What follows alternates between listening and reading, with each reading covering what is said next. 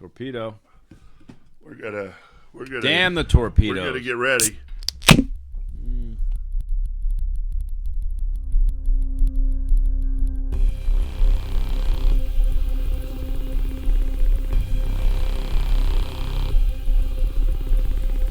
Welcome to the edge of nowhere.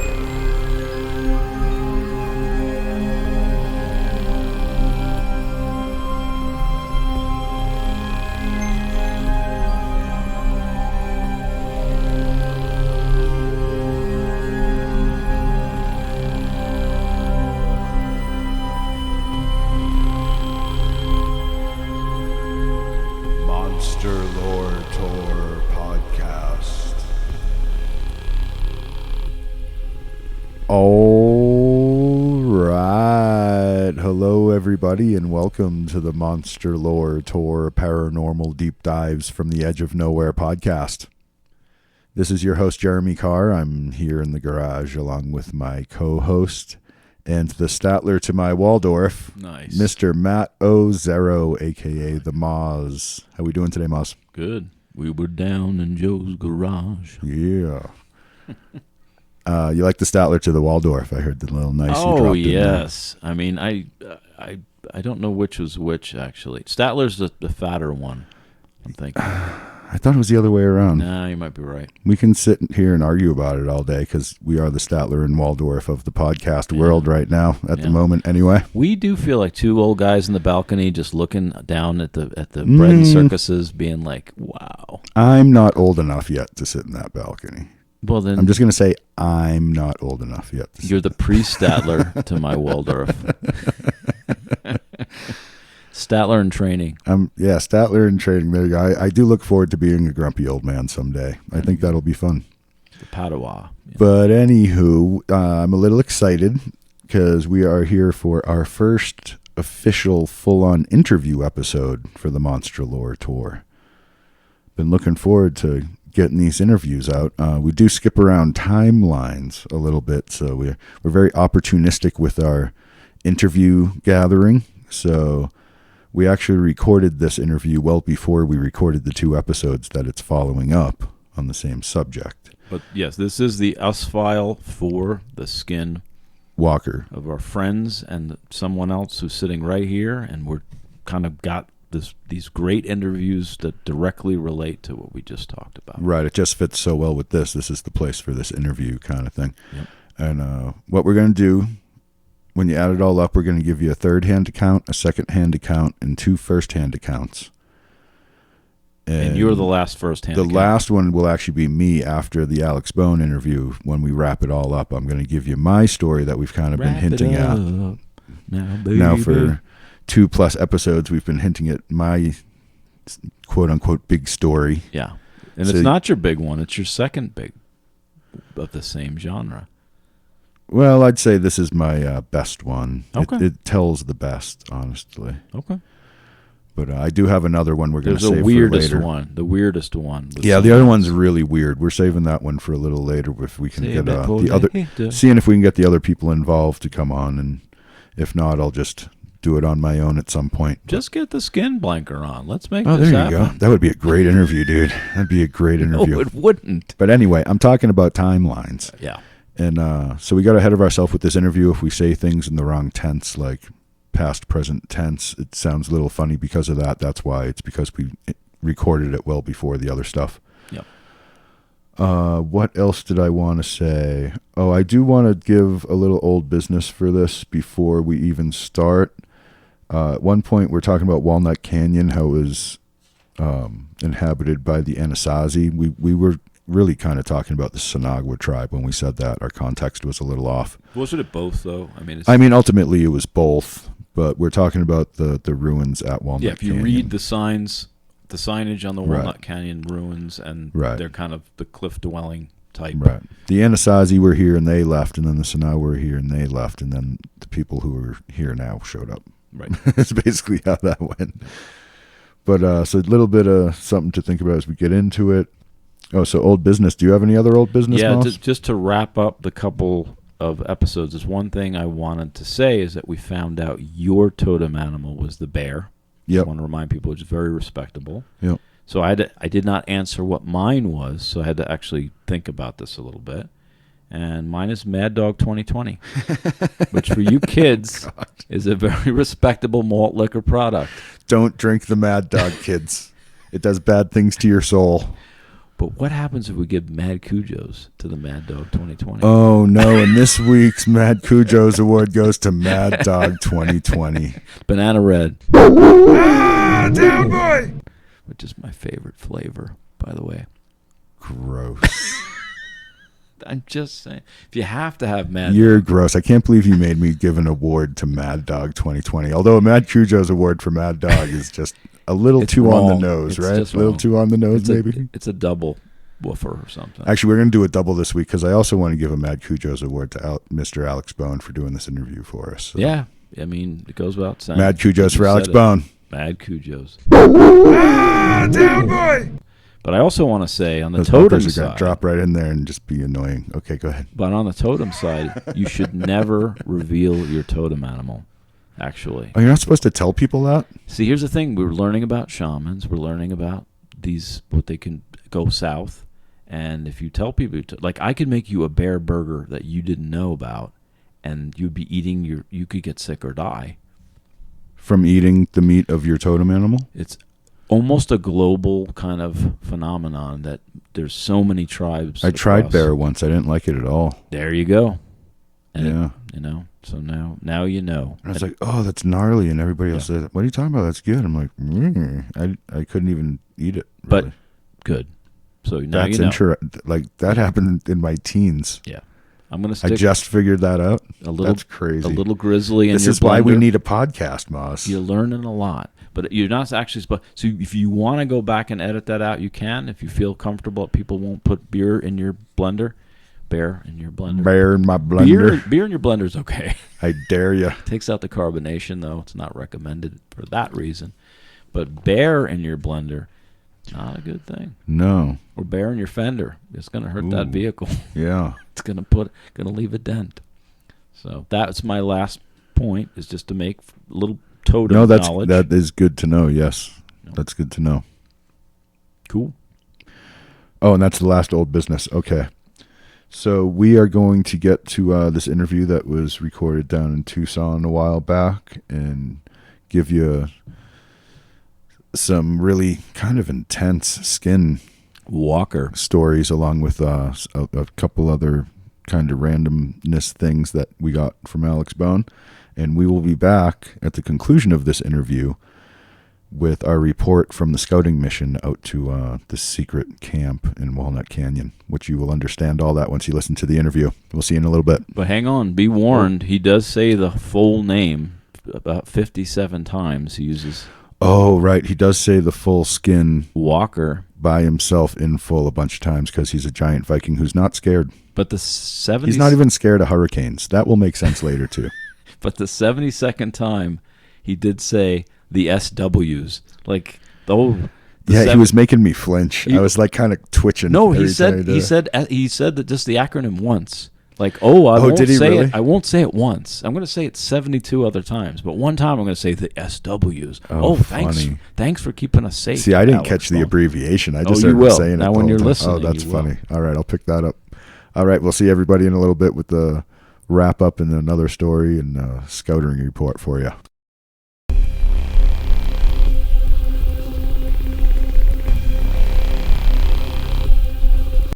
Hey everyone, so I'm here with Alex Bone, otherwise known as Alex Bone, from the southern Arizona region. Yep. And he came here, and I guess you fought people to like get a ranch at some point, or maybe you peed in the corner of a bar. I don't remember the whole story, but you're a pioneer of sorts.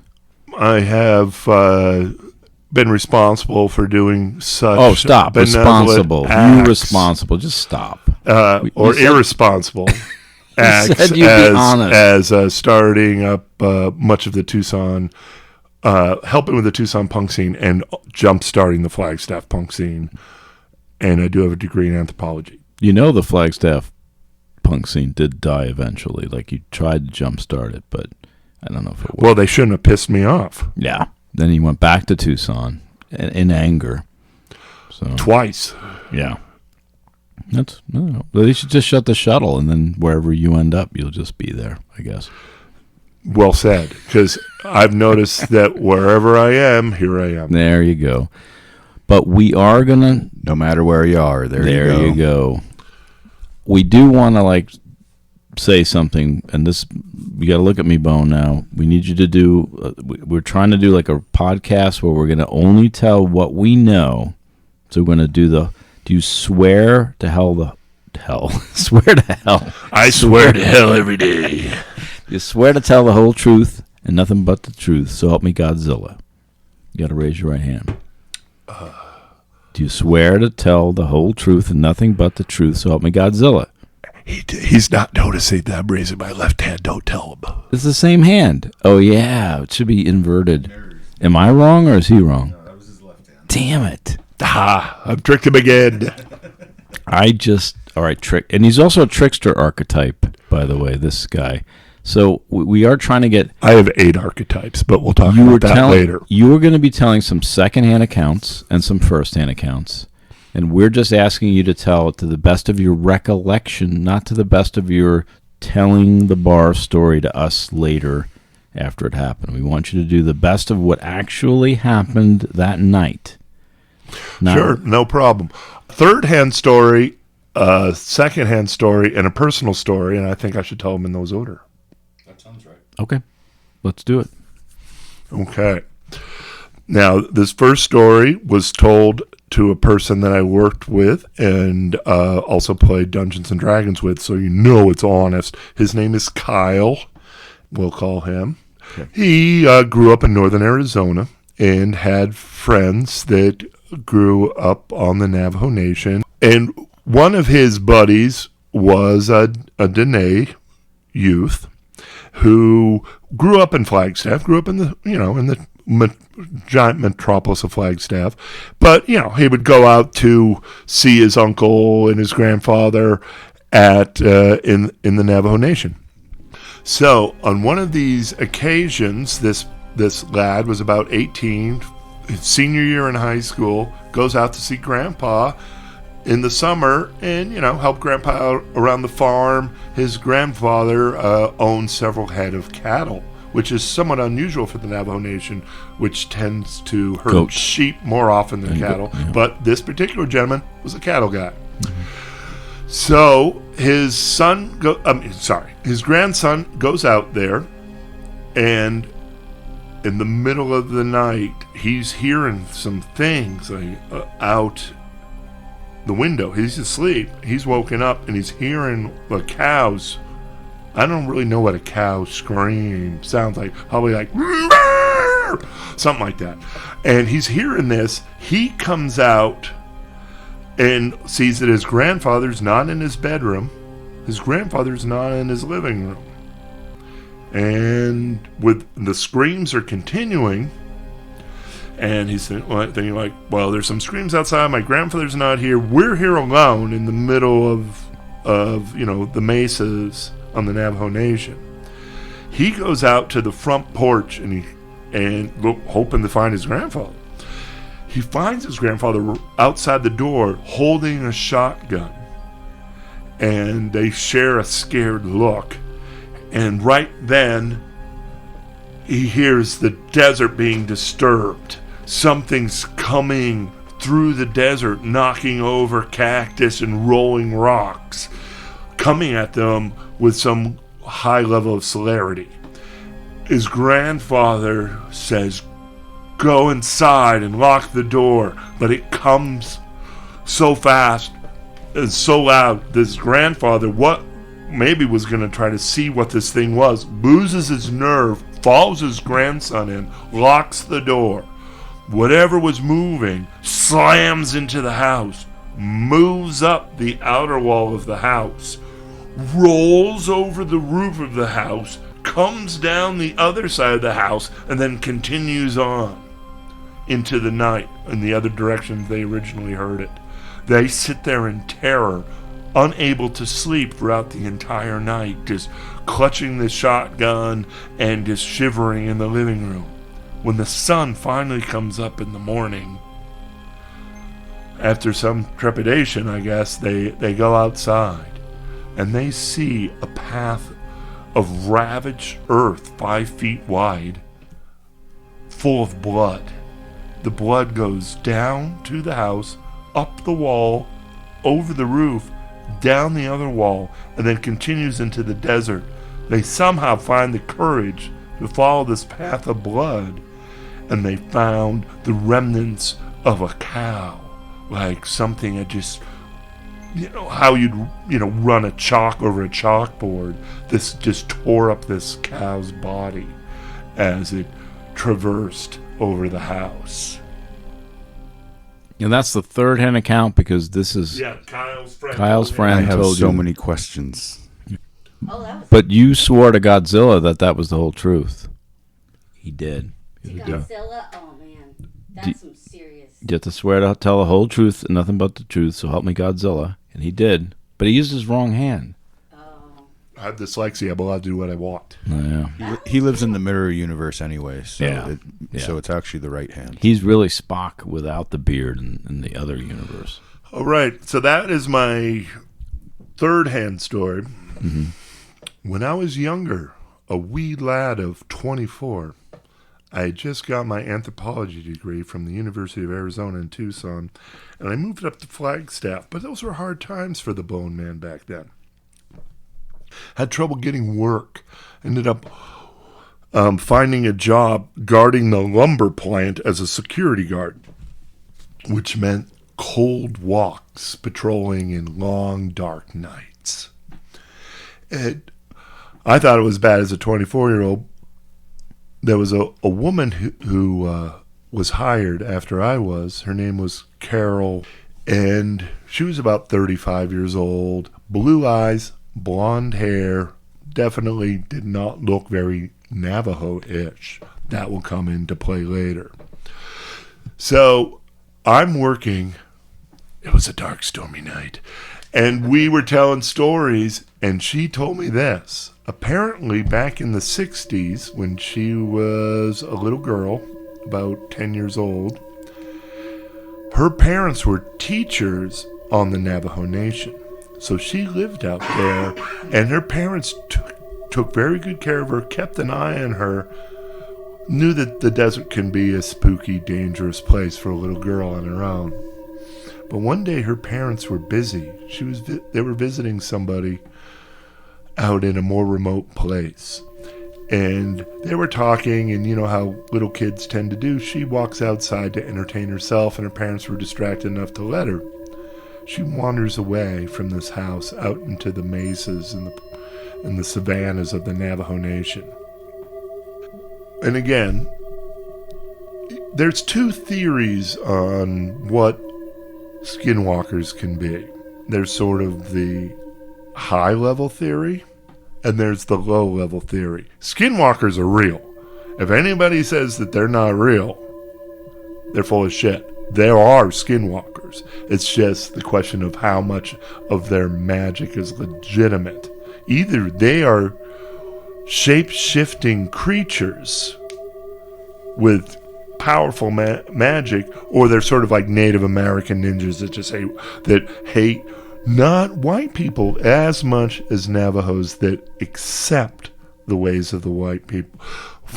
I've talked to many Dene about this, and their number one hatred is Dene that sort of pass over the parts of their culture and accept the more mainstream American culture.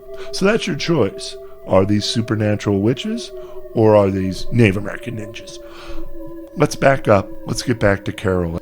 So Carol is walking away, and she's looking at some, checking out some lizards, looks back, and there is a naked man covered from head to toe in blood with a wolf's head on his own. He stares at her, and she can't move. His eyes begin to glow yellow, and he doesn't say a word. He doesn't move. He just stares at her with these glowing yellow eyes. And she she said that she thought that he was going to kill her with those eyes. And she couldn't look away. She was paralyzed. She can't break away. Then the entire sky becomes yellow. The same color as his eyes. And she knew she was going to die. But somehow, she had the strength to look away for a moment. She looked back 1 second later, and he was a mile away on the mesa, running away. Like he had moved like a quarter of a mile in 1 second. Oh, interesting. There's another point where things are closer and farther away, and we see that with Iraq, That and we see that with other things. Inexplicable movement is so common in those stories. That comes up in some. Yeah, there's Arctic Logan ones and that I you will be think they're talking further away, and they're actually closer. When you think they're closer, they're farther, and then those themes come up. She said this to you, and you told me, you haven't told me this story. You said, I have a story for you. She told you this story firsthand. Yeah, it happened to her in like 1968 or something. In 1968. Yeah, it was later in the 60s. I've got a bonus story that I recently remembered. We're not done with this one. Oh, well, go ahead. Sure. Do you know what area of the res she was on when it happened? It was I think she was between Kayenta and Chinle, like out in the boonies, like sort of really central, like north of the Hopi Nation area. Yeah, that's definitely a common area for weird stories. It's getting close to the Four Corners area. The which more is getting- eastern part of the res I find is where more of the creepy stories come from than the western Window part. Rock. Yeah, I agree. Strangely, the bonus story actually takes place in Window Rock. If you want to hear it. Okay, well, is there any other question? Because it's kind of an amazing story. It's And my you- favorite one. It was the first one I heard. I remember I was told this. I might have even been 23 when I heard this. I was young. I had just moved. Impressionable. To Flagstaff. I never knew what a Skinwalker was, and a Navajo I worked with talked about it, and I was quizzing people about. But as you well know, it's taboo to talk about Skinwalkers. Yeah. The fact that I worked with a guy who was just saying, I hate Skinwalkers, and he told me that I had just driven back to the reservation with my girlfriend to visit her family, and she was driving. A Skinwalker jumped out in front of the car, and she screamed and avoided it, and he told me, I'm really angry at my girlfriend because she should have run it over. You kill all Skinwalkers. That's how I was originally exposed to Skinwalkers, was this big Navajo guy I worked with as a security guard telling me that story. I started asking everybody. She just busted out with this story out of nowhere in the middle of the night in the woods when we were security guards. That's the perfect time to hear that story for the first time. You want to hear my Window Rock story? Are you ready? Yeah, do it. I set the tone with the Window Rock as we get closer to that corner. So, when I was living up in Flagstaff in 1991, I ended up, making friends with these people. They're in some bands. Started to finally get my feet underneath me and making some good friends. And I was hanging out, as you do when you're in your early 20s. And there was this gal I knew, had the coolest name, Sherry. Oh, I shouldn't say her last name. I knew. Sherry's fine. Sherry. Her last name's way cooler, though. That's But- a long last name. but Way cooler now? Terry? No. And she was a Navajo gal.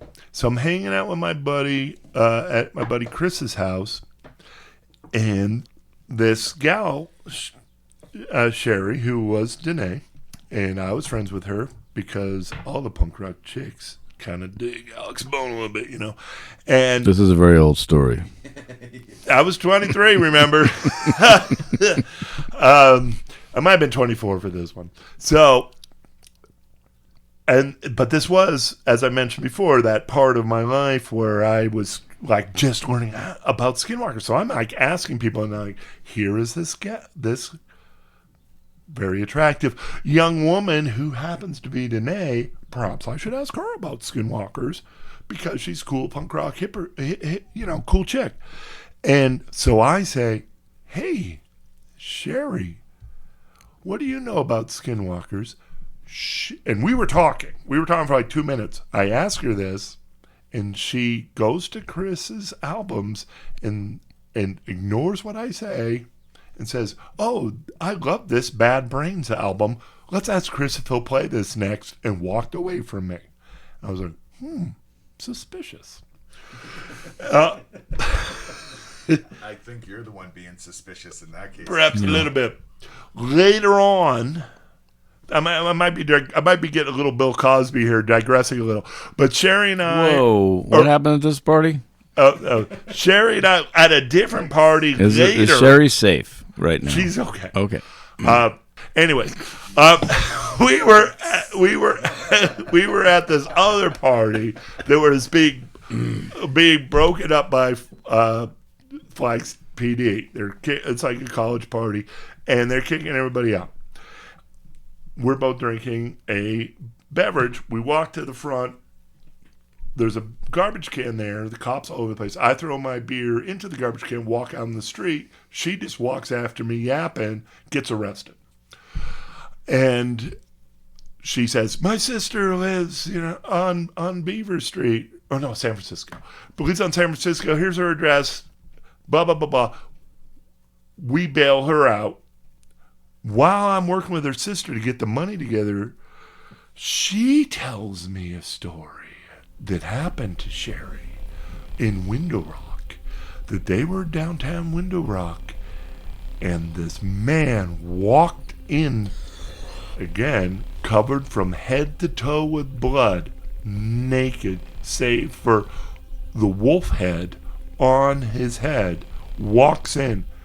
Sherry and her sister are little kids. They're right there. There's like 20 people sees this Skinwalker just walk right down the center road of Window Rock and becomes a coyote right in front of everybody's eyes and walks through town as a coyote, and everybody's screaming and fainting and having a bad day.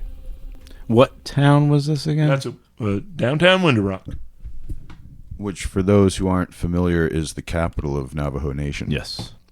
So that's like a big deal. Window Rock's the actual capital. Yeah, it's capital on the rest. I know you folks have done a lot of research on this, as have I.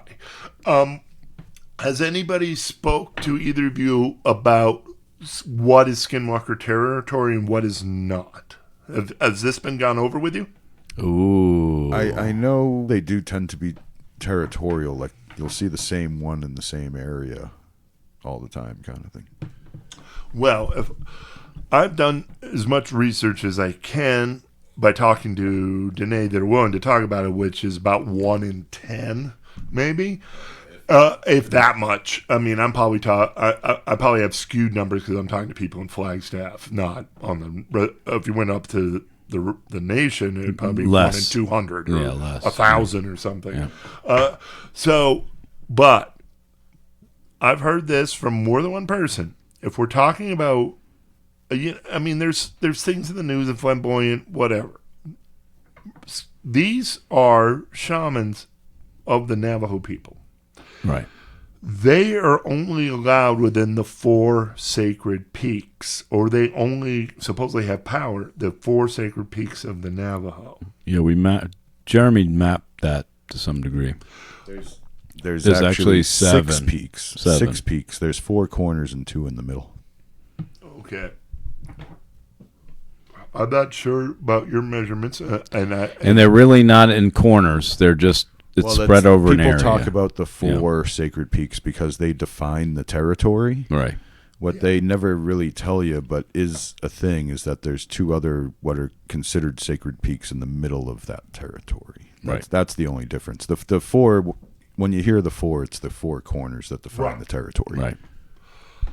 So, one of the things that a lot of people don't realize is that the geography of this cuts Flagstaff in half, roughly. Mm-hmm.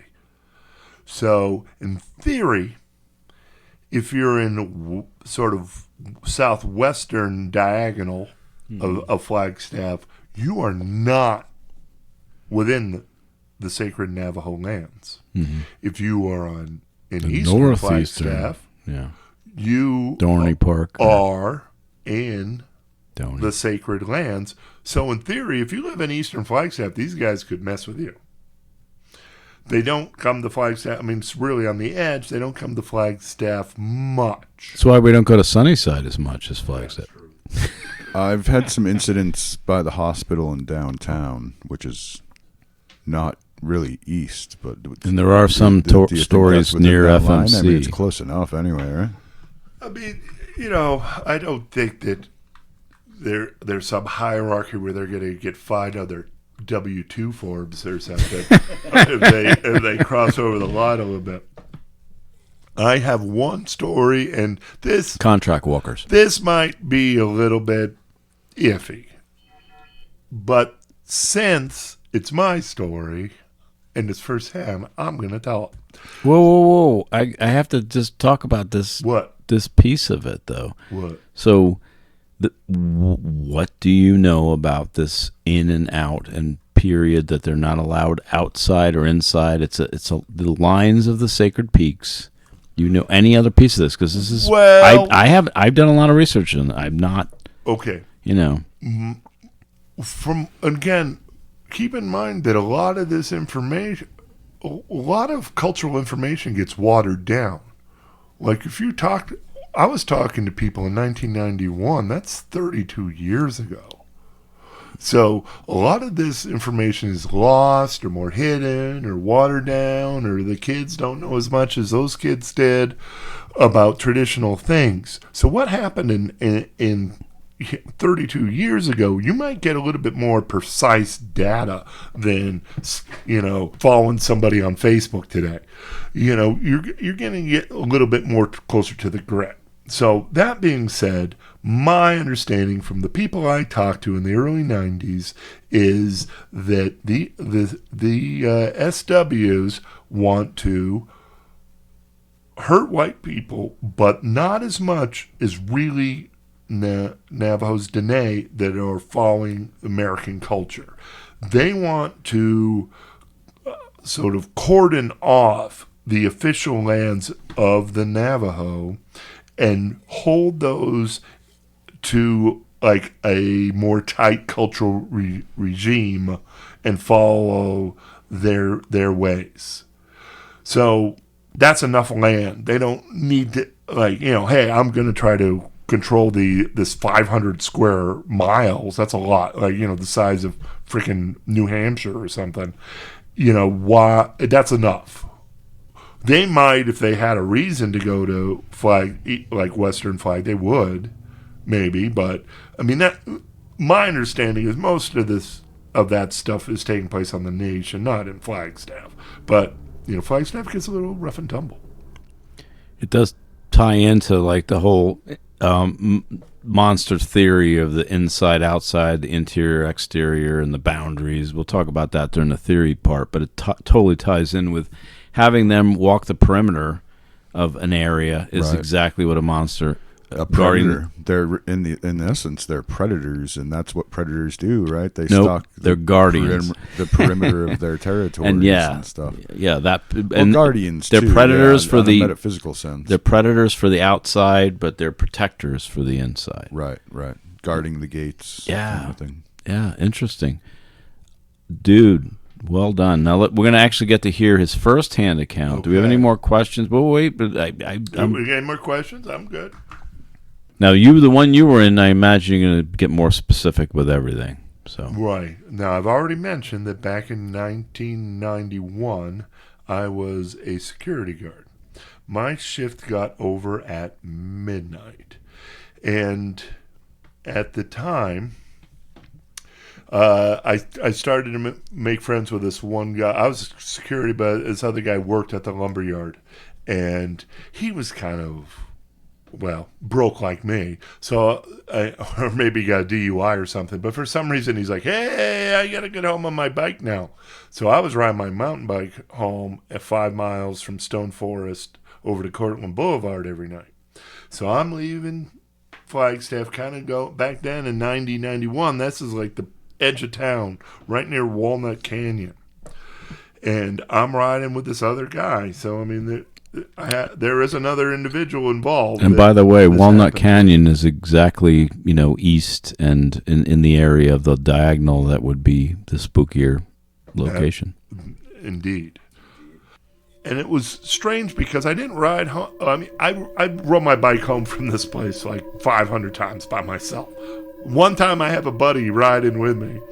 We're riding. We're heading back towards Cortland Boulevard. And again, it was a little more rural back then. So this is like, midnight, 12:30. We're riding home. It's winter. It's cold. On our mountain bikes, there's no cars around, and there's an old barn that hasn't been torn down. And we're riding up towards this barn, and as we approach it, we both hear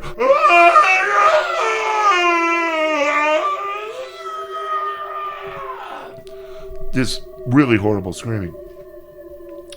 And we both stop on our bikes. And it froze us in our tracks.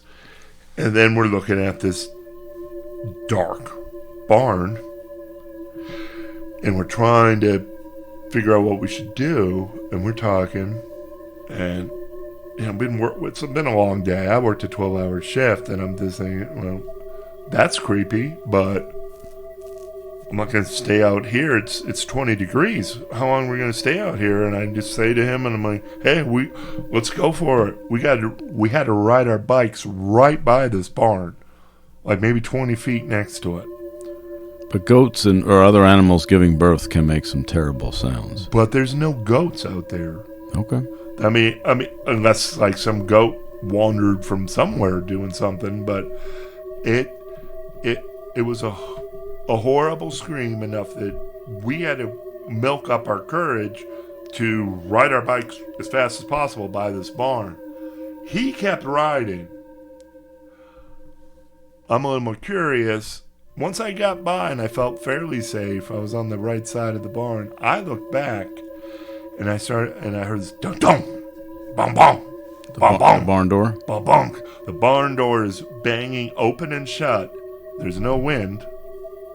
It's just banging open and shut, and I saw a silhouette of a person standing there while this barn door was opening, slamming shut. Where is the person in the silhouette compared to the barn door opening and closing? Just standing right there. Like where it's happening. Yeah. Were they moving to move the door, or were they just standing there? Just standing. Anything about glistening eyes? Was there anything else? No, I'm not even sure this is Skinwalker. I mean, you almost might. I mean, it kind of gave the vibe more of a ghost or something like that. I mean, I'm not sure it's Skinwalker. So that does sound more like a ghostly,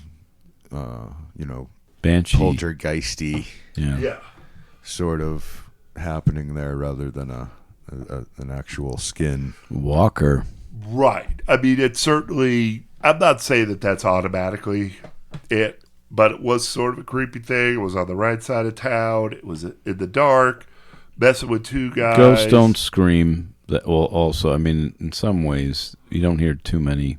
I mean, the Banshee does, but normally they, knock stuff around, and in some ways, having that shriek like that, maybe even more of a demonic thing.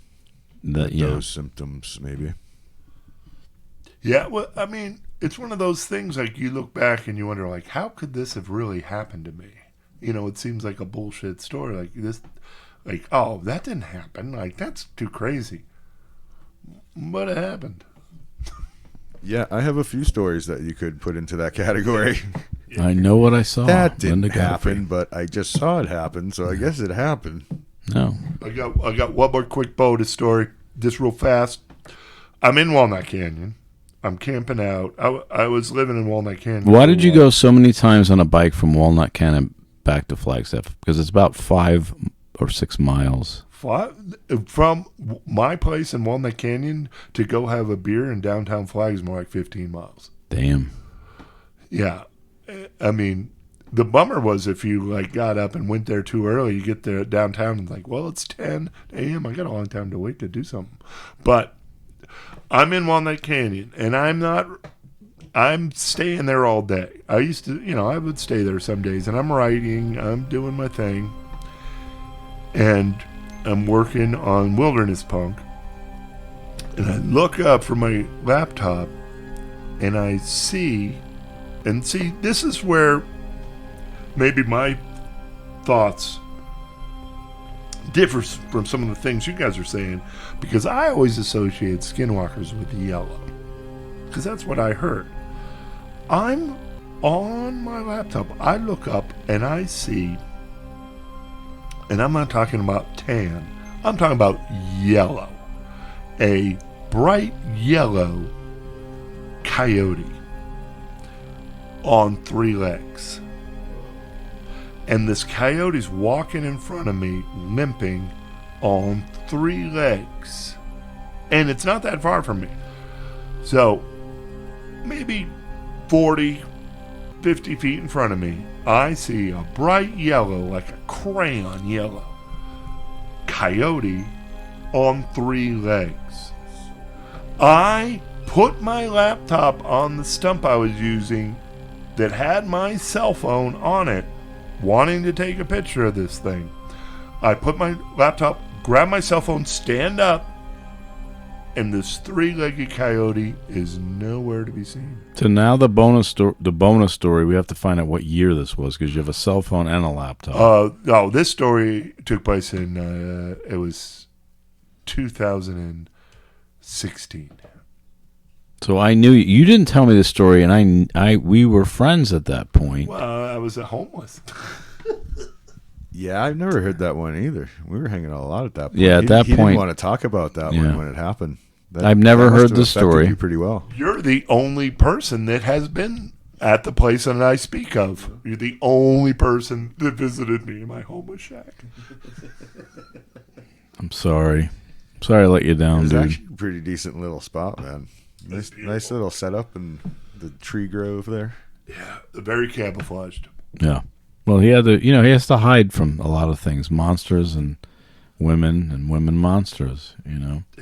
I had one more thing happen to me. In band camp. Sure, at this spot, and I'll just bring it up because you guys are recording this. And so I went out there once when things were going bad, and then, some other things happened. But then I kind of was like, I'm moving out here part-time. And so I'm really I'm going to live here a lot. And I go out there, and it's my first day back out there. I had some little gear stored there, but now I'm getting ready to move in. And the sun is setting, and I'm looking towards the west. And then suddenly I just feel this pressure in my chest. And this gray, fog starts forming outside of this juniper. And I just got this feeling of angst and terror and just something, what the hell is happening right now? And I stand up and I look over, and maybe a 20 by 20 cloud of just obscurement is happening. And out of this I see a torso in one arm, almost like a slam dancer, but only just the body and an arm starting to form. And I'm feeling this dread, something's, because you're not allowed to camp where I'm camping. It's illegal to camp here. So if you were to postulate there's a spirit, the spirit doesn't have to deal with a lot of people camping here because it's illegal, and you'll get in trouble if you camp there. So this thing starts, and I felt like this powerful force in my chest, like a hand was constricting my lungs, and this strange supernatural dread is flowing over me, like I'm being judged. And then as soon as it happened, it just utterly disappeared, and I had this feeling of relief and acceptance, you are worthy to camp here, Mr. Bone. That I kind of heard you tell me that story. I just have a quick question though, because we were already talking about paranormal stuff long before the other yellow coyote story, and I'm just curious. I know you had a lot going on in your world, but we've experienced a couple of things together that we'll discuss on things. I mean, just little things. Let's not blow by that last one he just told, man. That's pretty profound. No, I know. This is the same. That's very much a Ishta Diva, Ishta Rasha portal sort of moment. It's all he passed the portal, and you were accepted into the area by the guardian. I felt like I passed a test, sort of. He's like, "Oh yeah, you're okay. I'm not worried about you." Exactly. And that's exactly the sort. Yeah, you did. That's what just happened there. You were faced by the portal demon, and you proved worthy or whatever it might be, and the yellow coyote was a similar positively thing through the portal instead of negatively. right. So the yellow coyote was That was checking like you maybe out a as month well. later. So I think we have to go to Walnut Canyon after hours, I can get us there still. I know exactly where it is still. and I think we need to. Should we go do some illegal camping with with a think GoPro? We need to do that. I'm down. So Yeah, I'm down. It's a cool little spot. I'm just Season's curious. upon us. I'm curious why he didn't tell the yellow coyote story to me though, because I probably did. He just doesn't have a good Okay, memory. He's getting old. that's You true. never told it to me either, and I would remember that. You never told me that. Yeah, That's okay though. It takes a long time for you to want to tell stories like that sometimes. My favorite story from that time of Bone living in the woods for a little bit. There was a hurricane coming up from Mexico, and everybody was freaking out. And I went out there and found Bone. And I was like, dude, you should come home with me for a day or two. There's a hurricane coming. He's like, oh, there's a hurricane coming? Cool, I'll be fine. And he just stayed in the woods. yeah. True story. I like rain. Yeah. No, these I know you had to deal with the elements. You dealt with them well. I think there's more to explore. We found a lead, and in this one, I think we should follow up because 2 times you were tested in an area. But we're not going to live there. They may say, "Oh, these guys are just showing May up." have a different reaction. A different reaction. I also, depending on what supernatural, I don't know, whatever different paradigm of the possibilities of these type of things existing, as you kind of hinted at, I was going through like a really fucked up time. So my emotions were raw, and it's kind of hard to just be like, well, I guess I'm just gonna ride my bike 10 miles from the town and live in the woods tonight. Like, that is like exposing yourself, your emotions, your reality, like kind of tearing away some of those layers, which might have made experience some of these things easier, depending on what your theory is on the subject. No, I think mindset has a lot to do with it. Yeah. Yeah, you can. There's times when you're definitely more open to, witnessing the portal and having to go through that test. Yeah, I don't know. Like, I agree. Like, we might go there, and it may be a dud just because you were moving into their territory as this, as the coyote was thrown out of the pack, and it really was Jeremy and I were sent him out. I was like, "We're done with you." It was a poker game. He took a lot of our money, and we're like, "Dude, go live in the woods." Maybe Bone's spirit animal is a 3-legged coyote. Yeah, there you go. Yeah, a yellow. I partied in those woods earlier in like '92 with like me and this guy Stevel and these 2 chicks. We went out there, and nothing happened to us when we were partying out there. I think you have to kind of. But if we bring a frying pan, if we bring like some things that like we're gonna be moving in there, like let's a little sack of things that explain that we're homesteaders. Maybe it's the level of danger and commitment that I'm camping in a forbidden place. I also agree. Like in general, the threshold theory is going to be very personal. It's going to happen at a specific time in a specific circumstance. It also makes me wonder if, cordoned off, no camping, national park sort of areas are chosen for more reasons than we realize sometimes. Wow, that's interesting. David Politis probably could. Well, I think with Walnut Canyon, that's not even conjecture. I mean, it's one thing like, oh, hey, Granite Reef is really pretty rocks here. Let's have a national monument. Walnut Canyon is a national monument for one reason, because of the ruins. Right. So it's a different situation. Yeah, it was than a lot of places. Yeah, right. That was what was weird. Like, here I am, I'm freaking out, I'm homeless, guess I'm living in the woods for a while, and like all this emotions just roaring through me, like, am I a loser, am I a piece of shit, or is this awesome, I can't tell, and in the middle of that, this thing came and accepted me, and I'm like, well, I guess I can camp here for a while. I mean, that was the first night. Wow, I didn't realize that was the first night. That's crazy. So it really checked you out as soon as you got there. Yes, within hours. Like yeah, because 4 hours. Because they're like, there's a giant moving into. And then how long later was the three-legged yellow coyote? Probably about a month. About a month later. I think that, like, this was a guardian, like, if you want to go there, this is a guardian, like, as soon as this guy shows up, I'm dealing with this, and I think the three-legged coyote is more of a random occurrence, like, maybe some skinwalker got shot with some angry guy with a shotgun, I don't know. But the yellow crayon color, this didn't look natural at all. No, I've probably seen 100 coyotes in my life. I've never seen a bright yellow crayon coyote. Right. I mean, that's why, like, if I saw a coyote out there, I might try to take a picture of it.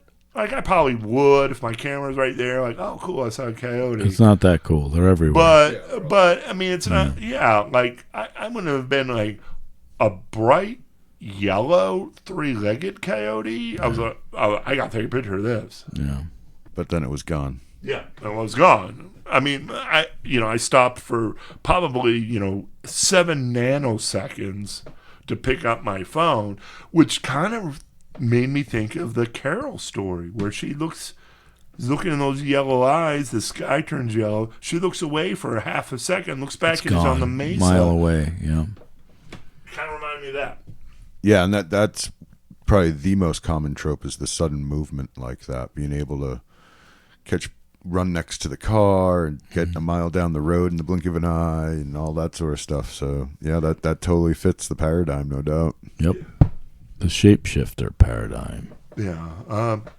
So, yeah, again, I am not a Dene. I'm just a boisterous anthropology guy, and that's what I've heard a few tidbits here and there, like Navajos going out to party and drink in the desert and seeing a group of skinwalkers around the fire, and this one guy I worked with was like, whoa, like he couldn't believe they really existed, and he kind of wanted to look, which is very non-normal Dene, but he was sort of like a Flagstaff guy, and everybody else is like screaming and crying, like the girls are breaking down and like having panic attacks, and everybody's like, God, like screaming. He's like, no, this is cool, I want to look, and they're just roaring away. I mean, there's a lot of stories out there, and these are the ones I've heard.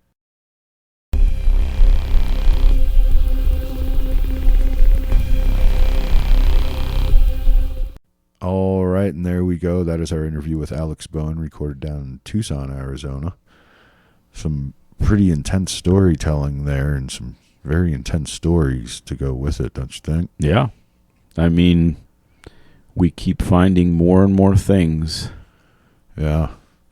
They all overlap. They all have the same tropes.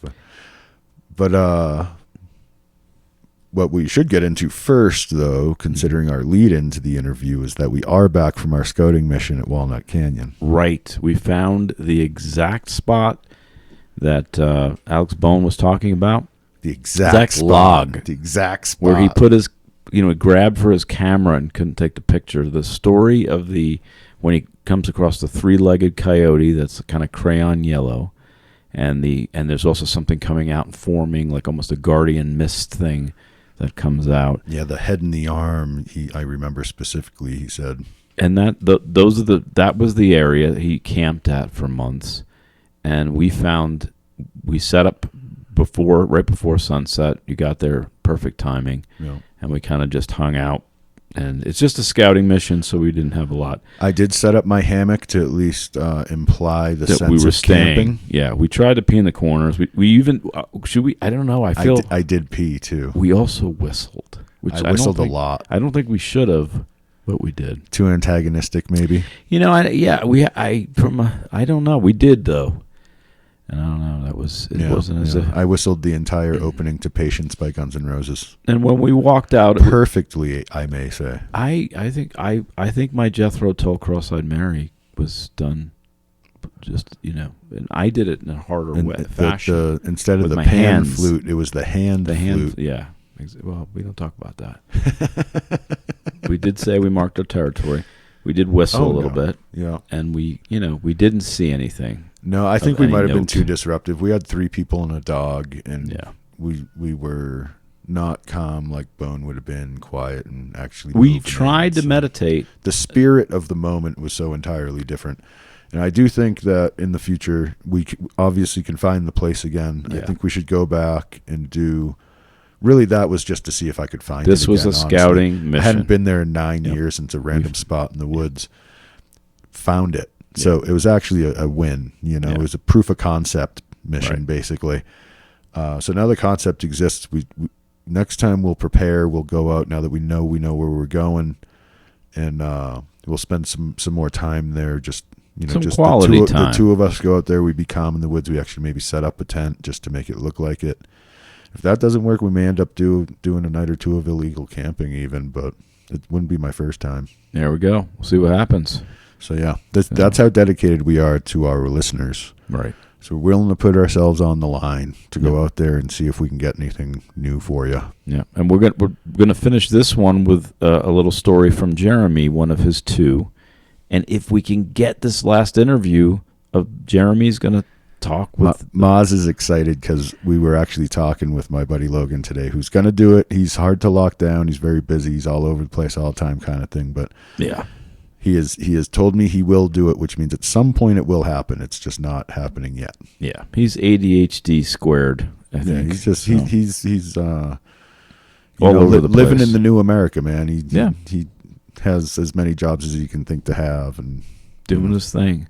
But just hearing these guys just talk a little bit about it, everything follows the same, like you said, the same tropes. Yeah, I don't give anything away now, but Logan and I did discuss a little bit because he knows it. Like you heard the conversation, Maz. He remembers it so much better than me. I did kind of block that one out, and my go-to is this one I'm about to tell. Right. So that one is so and it happened so long ago. It's not at all fresh for me. Like I remember the main events, happenings, but I forget all the details to fill it in to make it a real story. Yeah, and I will say this about it. He knows it. Like he knows it. That's what I want to say is Jeremy said from the beginning, I need to talk to Logan just to refresh my memory about this event. Logan said here just an hour ago, I remember every minute, every second of that night. I'll never forget it kind of thing. Like it was just something ingrained in his memory. And every little thing that he said triggered Jeremy to go, Right. So I'm there very was excited. one thing he said where I was like, holy shit, dude, I forgot about that. Like it really gave me the tingles all over. I had tingles listening to just you guys. This story will be as good as, and so was Alex Bones. I don't want to get away Bones from that. interview came out so much better than I was expecting. And his I didn't stories, realize. Stories can be in any book. And the conversation you guys just had, I only heard a little bit. And what I heard is that this could be in any book. Yeah. It's like a Linda Gottfried book up in here with our stories. It follows the tropes. Why, if it's not happening, does it follow the same themes, the same patterns, time and time again? Yeah. And for me, it just brings it into not just that I read about this stuff for years. People I know are now saying, "Oh yeah, and this, and oh yeah, that does happen, and this is why." And here's my story, which just happens to fit into hits all the dingers, right? Every little checkbox. Yeah. I don't get it. We need to make up a bingo card. Yeah, check. Yeah, bingo for each story. So you get the bingo first with the bingo cards we make up. Yeah, or skin thingy. We'll play, or instead of hangman, we'll play skin. You can play thingy. shapeshifter bingo. Yeah, no, let's not. Let's not do that. But what little you guys said blew my mind already.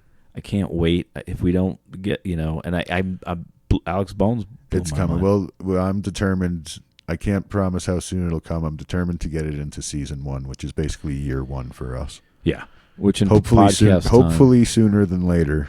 I'm hoping it's much sooner than the end of year 1, but sometime in this season, we're definitely going to. we are almost Doctor Who because we're like Time Lords, but in reverse. It's we're so not- all over the place. We can't even remember. We Did we can't remember- record this? I yet? don't know. Did Is we he record the there? next Was that episode guy? yet? No, we did. Why did you invite me again? We already did this. Damn. I know. After all that year and a half of production, we're like, all right, we know what we're doing, and we start really doing it. And we're like, oh wait, do we know what we're doing? No, we don't. Bottom line is we don't know what we're doing. Just go with that as your baseline. Hey, we're at episode 5. It at least exists. Yeah. So Yeah, here we wanted to go. get a few in the can before we started, and that's really why we're so confused. Right. When we fall behind, which will happen almost immediately, it'll go back to scramble mode, and we'll know. And I do want to note again that we do kind of try to stay at least a month and a half to 2 months ahead on the recording. If you're in the members area, you'll get the stuff as soon as it's edited up and available. If you are just getting it off the standard podcast platform, you're going to have to wait for an episode to come out every week. So if you want to stay really current with us, stay on the tour, up to date on every stop, you got to join that members area. As little as $5 a month gets you in. We're going to give as many perks as we can. Haven't really figured everything out yet as far as that goes, really. But $5 a month gets you in, and you'll be able to listen to everything we have as soon as we have it recorded and edited. So let's shift over to your story. Oh, yeah. I think I was trying to avoid that. Okay. So we do have what he always says is his I'm going to adjust here a little bit. the story he really enjoys, and this one I've Well, heard this part is... of.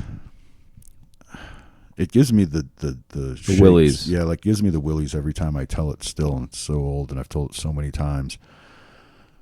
But it's like when people ask me, I'm taxi driver / Uber driver for a long time, and that comes Since the show Taxi. Well, no, I'm not. I'm not as old as you, Moz. Dang, I tried. No, since if you want a real number on it, since 2010, I've been driving people around northern Arizona for a living. I do have my math tells me that I'm definitely over 55,000 career rides, to put it in perspective. So I've been doing it a long time, and there's an inherent question with people a lot of the time. What's your craziest story? This is the craziest thing maybe that's ever happened to me. I have some other crazy things, but this is like there was someone else there. It's kind of verified. I got follow up now. So it's really it's my favorite story to tell because it's the easiest to tell. It comes, it's the easiest to relate other connections and stuff. So and it is while I was driving a taxi, and that's what people want to hear from a taxi driver, right? Right. And the other one what happened in the taxi. The other one was psilocybin and Logan, and both of those can be A distorters. little bit of psilocybin was involved, yes. Not a crazy amount by any means, But Logan was there, and those are two conflating variables right there. right. Logan can actually make a situation crazier than psilocybin can, I think. So this is the one that's kind of grounded more in terra firma, if you will. Right. And this job. is my own And your personal job. story. Yep. This happened to me, so I'm going to give it to the world now. I've told it to strangers in my car plenty of times, so why not tell it to everybody, right? All right, so I guess I'll start. As I was talking about it, I was driving a taxi out of Flagstaff, Arizona. And for those who have never been out this way, who are unfamiliar, northern Arizona is a very dark place at night. Even in the real towns that we have up here, which by most standards are very few. You got Flagstaff, you got Sedona. Most of the towns up here, people from the coasts come here and see what we would call a town and then be like, this is a wide spot in the road. So very, very dark place. Even Flagstaff, world's first official international dark sky city. So even in Flagstaff, which is the most populated place in northern Arizona, the light at night is very dim. You get off the main roads, there's no street lights and stuff. Yeah, in other states, our towns constitute as like a flying J. Right. And just next to Flagstaff, we are basically a border town with Navajo Nation up here in our little corner of the world. out there, back in the day especially, there was no light at night. It was dark, dark, dark. I called it, at least, and some of the other cabbies called it the long dark. Yeah. So, Hobbit nerds kind of thing. Yep.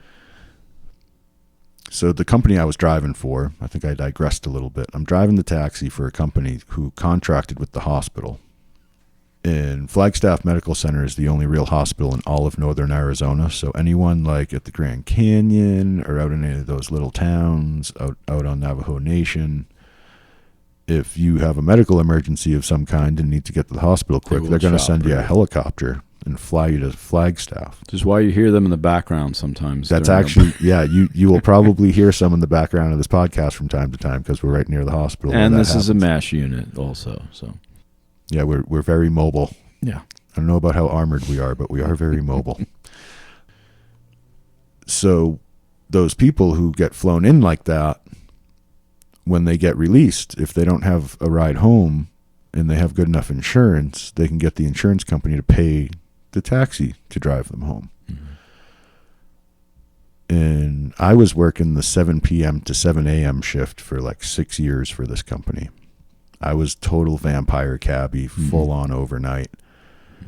And when we would get rides to places like out on the Navajo reservation coming out of the hospital at, say, 1 in the morning, that's going to be like literally a 6-hour round trip drive. I would always be the guy to get that run because I'm the only one working long enough still that I can get that run done and still be done hopefully by the end of my shift, if not close anyway. So I did these rides a lot where I would pick people up in smack in the middle of the night, 1, 2 in the morning kind of stuff, and drive hours out into the long dark of Navajo Nation. So I get one of these rides one night. I think it was like 1:30-ish kind of thing. I'm picking a guy up at the emergency room getting discharged. And he's going way out there. I want to say he was going to Chinle. Might have even been a little past that, but out in the Chinle area. He was headed out that way. And so I pick him up. He gets in the car. I make sure I have his name right and his destination right and stuff like that. And he just hunkers down in the back seat. Middle of the night, guy just got out of the hospital. I figure he's just going to pass out, So I just start driving. I put the radio on low. I'm driving. It's probably a 2.5 hours. 2.5 hours to get there, Yeah. 2.5 hours back. I'm probably right smack in the middle of this drive, which puts me right in the middle of that long dark. I haven't seen another car in 45 minutes an hour kind of thing. Yeah. Only light, literally, the only lights I'm seeing are my own headlights. Yeah. Continuously for an hour. If this is a physics class, the only event horizon is a Circle K and another hour and a half away. Yeah, and every once in a while you come across a street light with a gas station under it, and then you're right back in the dark, man. It's crazy. It's better now, but it's still really dark out there. So I'm out there driving. This guy hasn't said a word since he got in. Figure he's sleeping. I'm just cruising along with the hum of the tires. And it's about 3 in the morning now. And a hitchhiker comes into my headlights. Creepy already, but in and of itself, Not totally unheard of. not totally unheard of. Navajo Nation's kind of like Hawaii in this way that if you're a local and you go out and start hitchhiking, somebody's probably going to give you a ride. And there's people out on Navajo Nation that live on one side and they got family on the other, and all of a sudden they got to get over there for some reason. They don't have a car. They'll just start walking and hitching. Sometimes they get stranded in the middle of nowhere in the middle of the night and have to wait for the next car to come by, kind of thing. So in and of itself, not that weird. But this guy was striking. Big, tall, wide, like professional wrestler, NFL lineman. 6.5 feet tall. Big, just 6 foot. Yeah. Definitely a good bit over 6 feet tall. Not like hugely disproportionately, but this was just a big dude, you know. Like 6.5. If I had to put like rough numbers on it, 6.5 feet tall, 300 something pounds. Gotcha. You know, just a big dude. And his face, but It's So he's all- walking towards you. I guess he's hiking hitchhiking towards you. He's facing me with his thumb out. He's Okay. hitchhiking. Gotcha. Straight up hitchhiking. Okay. I guess that's a good point. He's not like walking away Yeah. from me and Yeah. hitchhiking. He's just standing there looking at me with his thumb out. Right. That is actually a pretty good point. Because I saw that his face just all blacked out. Mhm. What I would call, being from New England originally, a Canadian tuxedo. Out here would be, I guess, cowboy.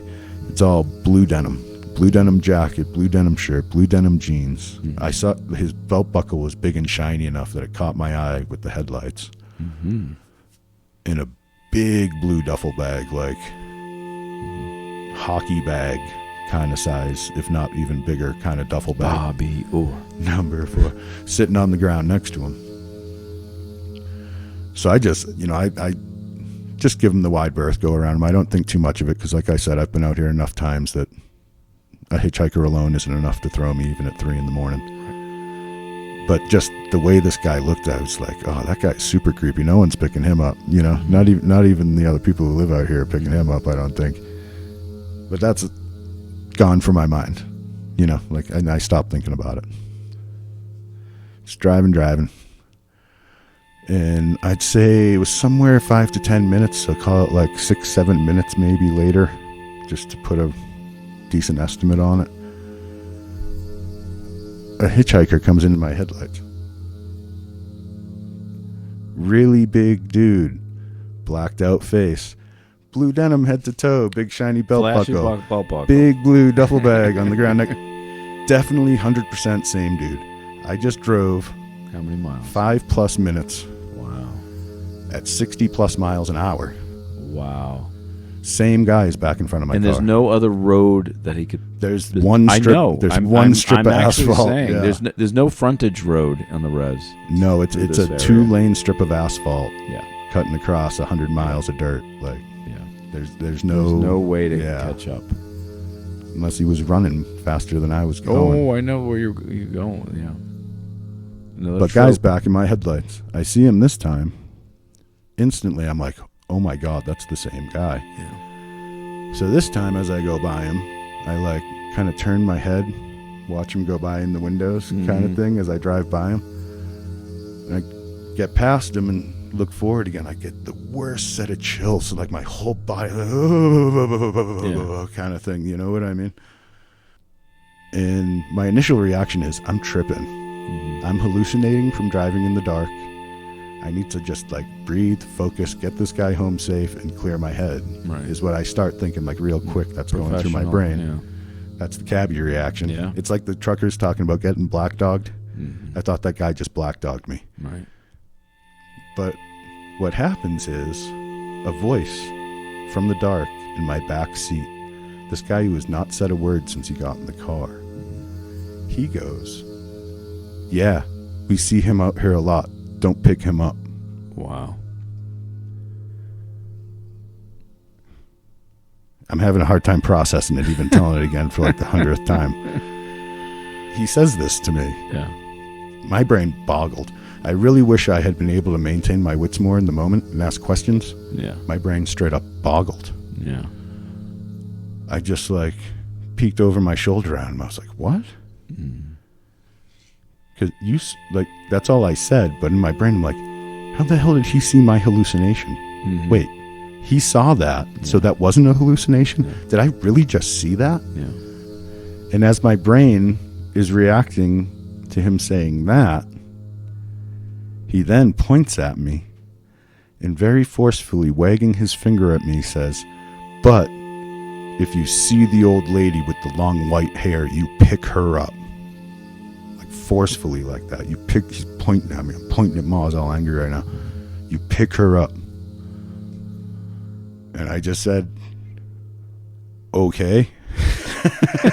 Because I was ready to poop myself. Yeah. Like, I imagine. so I went from thinking, "Oh man, I'm having a tripping out problem from here," driving in yeah. the dark," to I got to get the hell off this res. Yep. I am a white boy in a place where no white boy should be. Yeah. I need to get the hell out of here. I still had to drive this guy home. I had And to you finish got to go driving this back guy yourself. home. You And got then to go when- back yourself. And to then when I go dropped back. him off, we didn't see anything else before I dropped him off. I get him dropped off. I turn around and I doing my own version of praying really hard all the way back across that res with my sphincter puckered. Yeah. White knuckling the steering wheel. I'm a speed limit guy. I learned really early on in my cab career that speeding's not worth it when you get a $400 ticket and ruin your whole week. Yep. I'm very much maybe a few miles over the speed limit guy most of the time. I was doing 90 back across that res down those roads again, praying I did not see anyone else that night. Thankfully, I did not. But would you have stopped? If I had seen the old lady with the long white hair, I would have had to have stopped and picked her up, right? Nice. And if I had seen the hitchhiker again, I would have just lost my shit. Yeah. Because then he's after me. You know what I mean? I'll get into the implications of things. Yeah, there are implications to all this. So that's my original story. I got follow-up to this from telling it to people. So this became my story.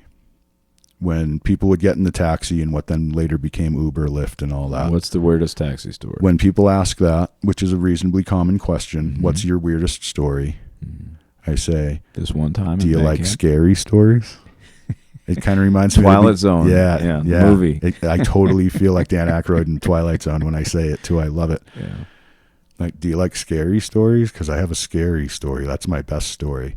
People, yeah, go ahead, and I tell him that. And then he eats them. Usually, I try to time it so that I'm finishing when he says, but if you see the old lady with the long white hair, you pick her up.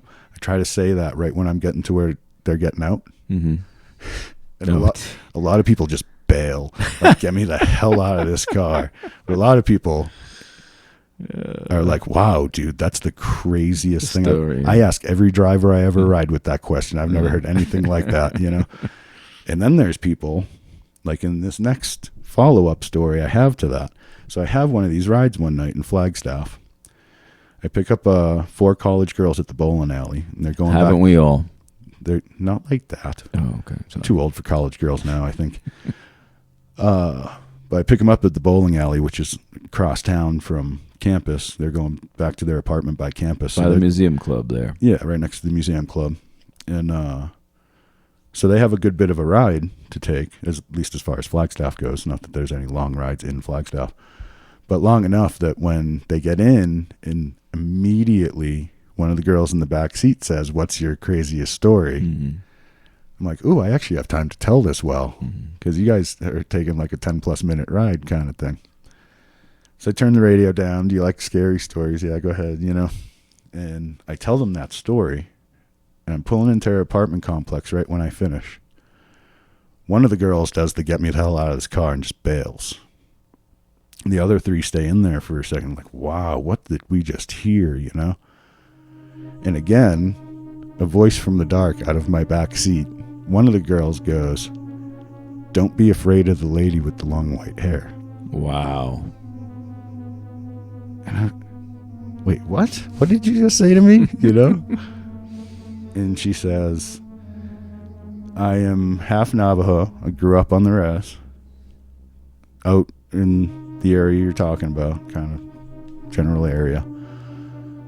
And it took her a minute. She had to kind of translate it in her brain. But she said, essentially, the old lady with the long white hair is your saving grace. That's the term she came up with in English for it. Mm-hmm. And if she does present herself to you, she's going to do it in a way where it's like she looks like she's in distress. Like if you're driving, she's going to look like she's in distress on the side of the road. Mm-hmm. And if you stop to help her, she will help you. Mm-hmm. If you do not stop and help her, she will not help you. Right. The only way she presents herself to you is if the Skinwalker is after you. Yeah. She's your only hope. Wow. So if you don't stop and help her, the Skinwalker's, I said it, the Skinwalker is going to get you. Yeah. If you stop and help her, she's going to make sure that doesn't happen. But you didn't see her. You only saw the bad one twice. But you heard about the good one. But there was someone there to tell you of the good one. I have learned a lot more. Well, no, this came. No, I know that was years later, but so did the other guy right in the moment. Say, if right. If you see her, pick you her did up. Get enough knowledge in that moment to know, hey, if you do see her, Right. she will help you. So you got that message. The I guess messenger that's was there. true. He did do me a favor telling me that. Right.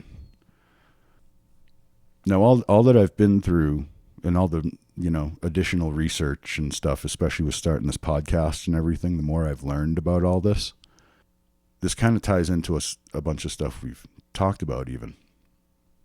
So where did I pick this guy up? Flagstaff Medical Center. We've talked about that in these episodes. Yeah.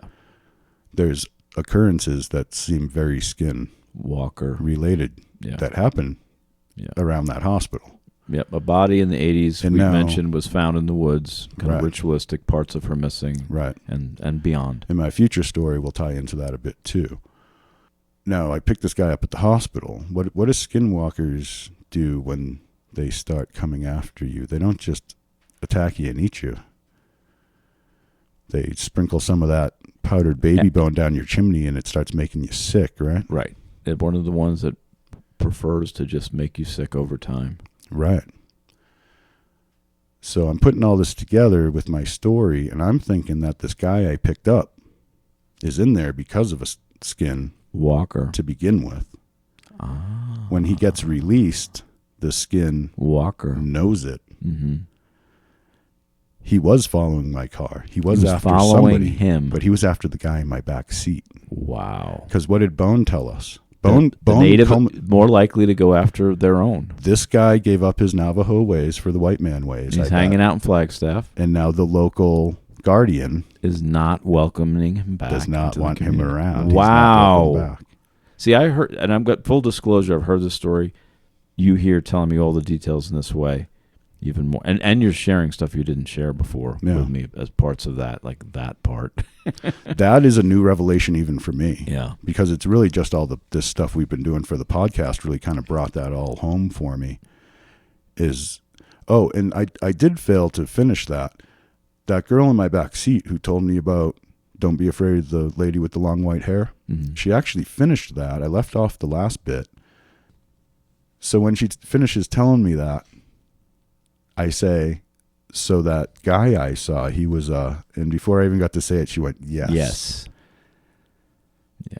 And I said, and they see him out there a lot? And she's like, I'm from out there. We see him a lot. And then she just got out of my car. She didn't want to talk about it anymore. Wow. But she shared with you as a Navajo, sharing with you because you had a related story. She was explaining at least as far as... And something else just occurred to me. I picked her up on the east side of Flagstaff. I know the diagonal. Dropped her off on the west that. side. I picked her up in the territory and dropped her off outside the territory. Wow. So that diagonal that Bone was talking about across, we drove right across that line during that ride. Yep, the border where the guardian is. That's crazy. Yeah, so that story, and see, that's why I really like it, because I have all this like built up on it now, and like there's these different pieces to it. There's this culminating theory that I can pull from it, where I really think that the SW was after the guy in my back seat. Right. That's why I saw him a couple times, and why that guy, the only words he said in that like 2.5 hour ride was don't pick him up. And if you see her, pick her up. Because he needs the help from her. He didn't say another word after that. Yeah. I think he saw that guy and was like, oh no, he's back on my trail. He's coming to get me again. Yeah. And that's why he had to tell me, if you see the lady, make sure she gets in this car or else I'm screwed. Wow. Like, I don't think he was even protecting me. I think he was protecting himself. Yeah, because in the way back, you saw nothing. Once I dropped him off, I saw nothing. Yeah.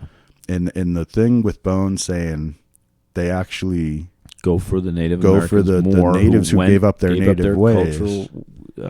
Hates them more than the actual white people. Wow. That like really brought that aspect of it home for me. And now I really kind of believe that theory for that is that guy was in there because of it. That's why he told me what he did when he saw it. And I just hope that once I dropped him off, he changed his ways and did something, or else that guy was coming for him, man.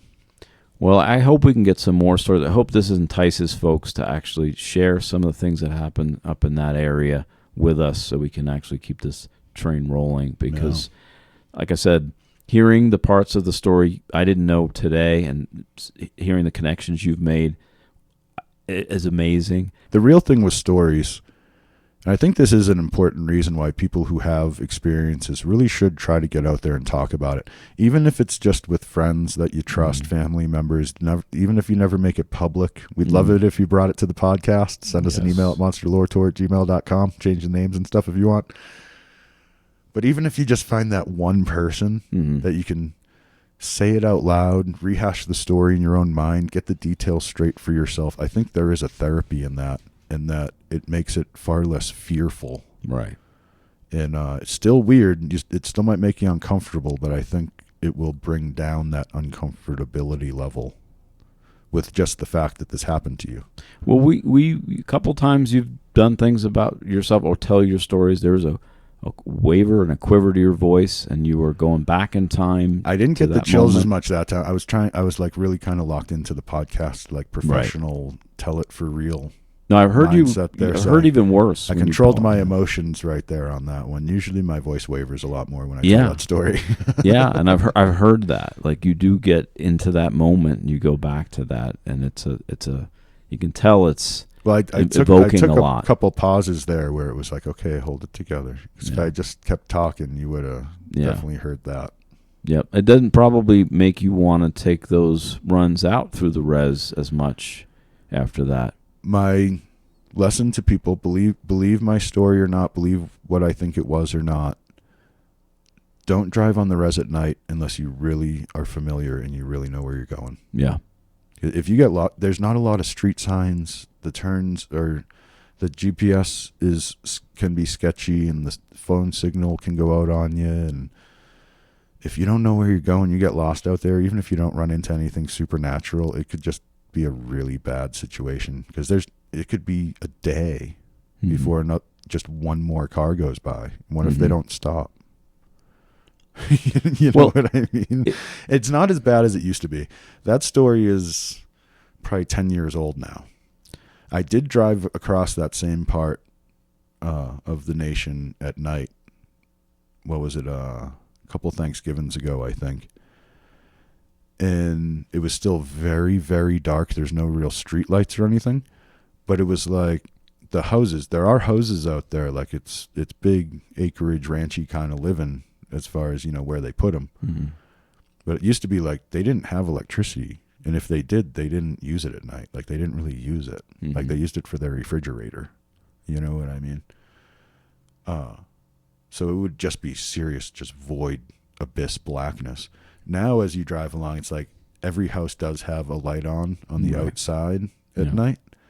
So you'll be driving along. It's almost like if you've seen the Elon Starlink chain of satellites going by in the sky, there's one and there's one. You'll see you'll be looking off into the desert like, oh, there's a light. And you move up a little more and you can see past the next hill. Oh, there's a light. Mm-hmm. So it's not like it's super dark and it's still really eerie and you could still totally get lost and stuff. But it's not just straight void. There is light in the darkness, literally now. Yeah, I would say, the first time I went across it, real quick, Myos file. First time I went across it was probably 8 years ago. Made that trip, maybe 9. Okay. And that's I've made it several times. Time, a little after my story. And if we ever get my wife on for any of the other stories, if we remember, we can ask her. Okay. Where are the 2 times I ever told her I was spooked? And there's only said it to her twice. Ooh, that'd be a cool interview. Do you want me to say it now and I write it down and see if she guesses it? Because say it now and then we'll match it up later. That'd be great. So the 2 times I told her that I was spooked was that road in the middle, probably by Chinle or Kayenta or wherever the heck we were, on the way to Durango. Out the same way I was going. Out the way to Durango towards Four Corners. We had Cortez. Four Corners. We hit that brew pub in Cortez, and we go to Durango. That's the drill on that one. Yeah. And there's a Mexican joint in downtown Cortez that I really like. That's where I go. Yeah, the brew pub's pretty good. I think it's a German flair to it, if I remember correctly. And then Durango's, it's a cool little town. Yeah. But the second one was actually, and if we ever do something on this, but we got lost in Bucks County, Pennsylvania. We got on the wrong side of the canal, and I ended up, it's kind of the Delaware's there, then there's a canal there, and we ended up getting turned around, and I didn't know where we were, and there's big, old, plantation-y, almost spooky trees, and I looked around, and I just got this vibe. So I found the place on the map exactly. It's called the Devil's Half Acre. And there's a story. So there's only 2 times I ever said I was spooked to my wife. And we've been on a lot of ghost investigations, and I never said I was spooked. You didn't know you were there, but you got spooked by it and later figured that out. I got spooked and looked it on the map to see where I was, and it was called the Devil's Half Acre. Wow. And there's a story about some deaths on that little plot. Impressive. So, yeah. Okay. So those are the 2. And the other one was the res, right where you're talking about. There you where go. I'm just like, whoa. Yep. And it may have been just the desolation. I did a lot of those rides, and I had to go out there still sometimes, even after that, doing similar rides like that at night. And I didn't ever have a similar experience, which again leads me to believe that it was after the guy in my back seat. Yeah. Amen. But I did. Right? I would get creepy feelings. Bad for him, but good for you. Like if you look at the map, okay, if I got rides out of Flagstaff going up to like Tuba City, even out to Kayenta, or like going up to Page, driving up all the way across the north side. If I was driving on that west side of the res at night, it was okay. But like once I got out east, the farther east, over the it's like you said in the episodes, the closer you get to Four Corners. Mm-hmm. That totally jives with my experience. Because like getting to Kayenta was okay, but you didn't want to go out the other side of Kayenta at night. Yeah. You didn't want to go anymore. Right. Like that was the edge. That was the edge. Nowhere. And like Tuba, I'd stop in Tuba at 3 a.m, an empty parking lot, and get out and stretch my legs, smoke a cigarette, and like I'd been driving for so long, like I'd hang out in the dark in Tuba, and it was cool. But for those not familiar with Kayenta, that's Monument Valley. That's right where all those old western shots of Monument Valley are. Is that Kayenta is on like like once you go past Kayenta, you're going out into that. Yeah. It's the edge of that western side of the res in my mind. But yeah, like places out, like Cisco says, when he was out in that eastern part of the res at night driving, if he was on his way back driving through that dark and he had to pee, he would literally just stop the car in the lane, like not pull over, stop the car, open the door, stand up, pee on the road, get back in the car and drive away. Not even walk around the car, don't pull over. Like as quickly as humanly possible, get your business done and go. Yeah. Like that's and like all the drivers were like that. Like there were certain places they'd get, like if you were going to Tuba at night, people are like, oh yeah, okay, no problem. But you saw Chin Lee and it's like, oh boy, here we go. I don't want to go out there right now. Well, we've all seen I love it during the day. I think it's a beautiful driving out there during the day, but at night it just gets spooky. Yeah, we all seen the boyfriend who goes, I'm going to go check this out. And like he never comes back to the first guy to die in the horror movie. Never comes back. Yeah. Don't do it. Yeah, first one to go right there. And then second, the girlfriend. Yeah. Usually. Yeah. Sometimes they get away though. They get horror at least movie is 25%. The one that wanders off by themselves, the first one to get naked. Mm-hmm. If you wander off by yourself naked, that's even worse. Yeah, yeah. The old rules were the minority, but they're trying to get away from that now, which is good. Well, Jaws. Think of Jaws. She wandered off naked and swam. She went off by herself naked. Doubly doomed. You don't survive that. Yeah. No wonder you're the opening scene. Yeah. Duh. Yeah.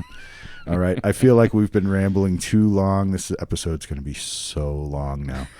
Let's get the hell out of here, Maz. I hope everybody enjoyed Bones' interview and my follow-up story and our ceaseless ramblings there for a while at the end. But there we go. I feel like those were worthy tangents, one and all. Awesomeness. I'm going to cut it short, my usual spiel, but check out our members area, patreon.com/monsterloretour, website, monsterloretour.com. Till next week, thanks for listening, everybody.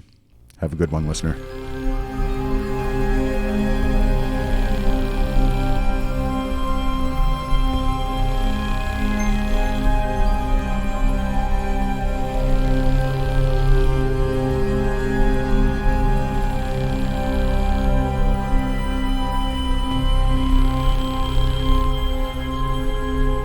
Monster Lore Tour Podcast.